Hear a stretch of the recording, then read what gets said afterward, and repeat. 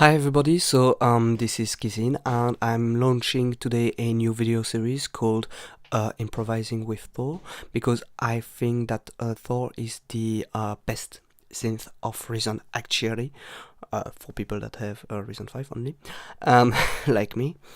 And let me show you why immediately. So if I create a new instance of Thor, which is here, you can clearly see that you have first here control on the pitch bend, mod wheel, release, polyphony, all this stuff, which is quite usual for synth. Here you have two rotary knobs and two knobs that can be used for automations, and this is something that lots of synths doesn't have. And then if we open the synth, you can see that there's a lot of oscillators, bringing up the numbers of possibilities that you have when making sounds, and there's more or less all the waves that you dreamt about, except for the FX waves that Maelstrom has.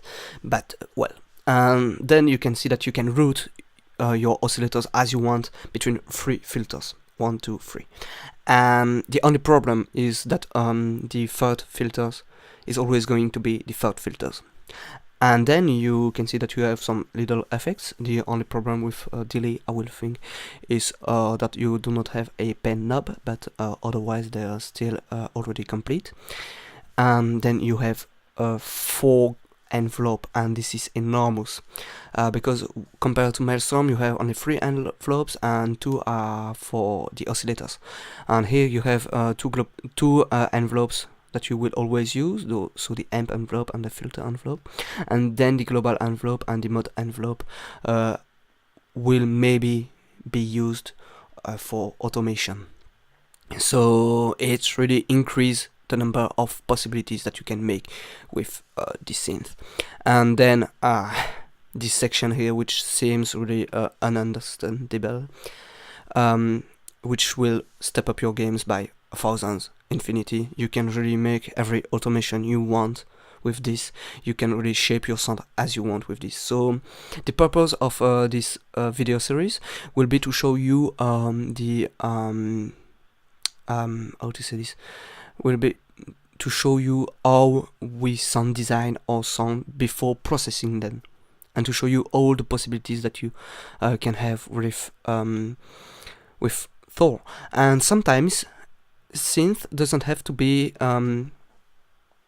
difficult. I will show you the first synth I will show you today is in fact really simple, and it has been used by some great artists such as Hardwell, for example. So let's start immediately, enough talking. So to create that sound, first I will bypass my low pass filter, and then I will only need maybe 1 oscillator. Maybe I will add a second, just 4. You can hear that it sounds disgustingly horrible. So I've put it on square wave, because we're going to make a pluck sound, like a bellish sound. This is the kind of wave that is perfect for this, with some harmonics in it, but not all the harmonics. So what I will do is bring up a little bit that knob, the pulse wave knob, 60 for example. And because it sounds horrible, I will add another analog oscillator.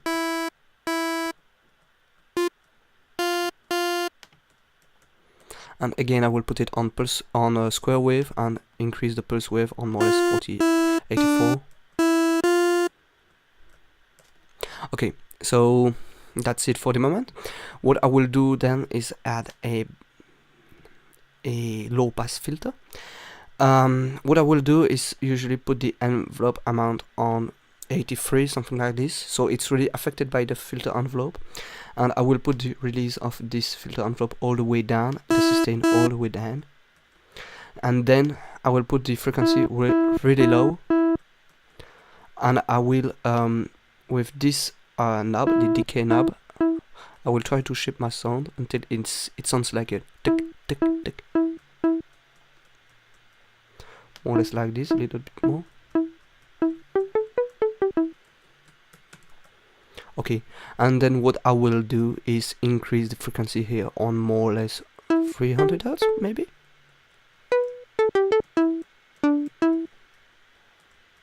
Bit more. Okay, like that it sounds good. And then I will shape the envelope of the amp. So again, put the sustain all the way down, release all the way down, and the decay more or less at the same amount of the filter envelope. So it's really, so it sounds really clicky right now.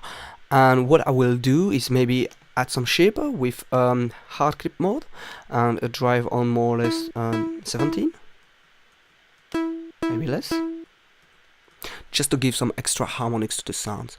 And then what I will do is I won't add any distortion on this synth, so I will just add a lot of delay and reverb. But to show you now, I will add some delay here, which sounds really good, I think, and then I will add another delay. But so I will activate the delay, put the 10% on. This sounds a bit too slow, so I will put it on 4.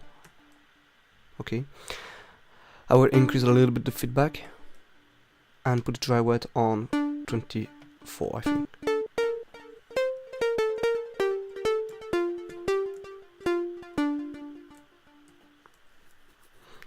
And just to give it some smoothness, I will add some chorus on it and just bring the dry wet a little bit down. Okay, it sounds good, but not as I wanted, so maybe try to put an octave up here.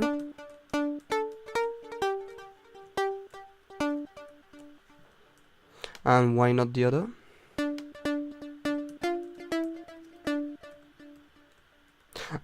Then what I will do, because I think it's not enough, I will put another analog oscillator.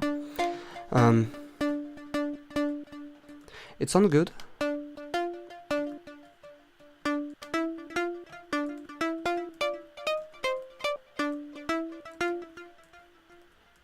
I will decrease a little bit this.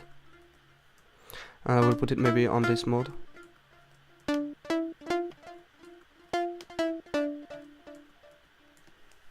Something like that. And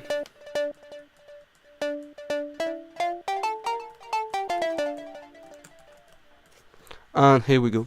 So we've got a little bellish pluck sounds here. Then what I will surely do after this is create some rows of reverbs and all this stuff, so it's create a nice landscape. And yes, this is this is a little bit of a Pluck Bell that guys like Hardwell have used in what sounds in Cobra, I think. So try to if you want to create that kind of sound, this is one way. You can always improve my synth. You're not obliged, for example, to put the shaper on, and in fact it sounds better. And that's it for bellish plucky sound. See you next time for another tutorial like this. Tell me if you liked that kind of tutorial and what kind of sound you want next week: bass, drums, synth, everything you want. We'll do some improvisation next week. Have a nice day, everybody. Bye.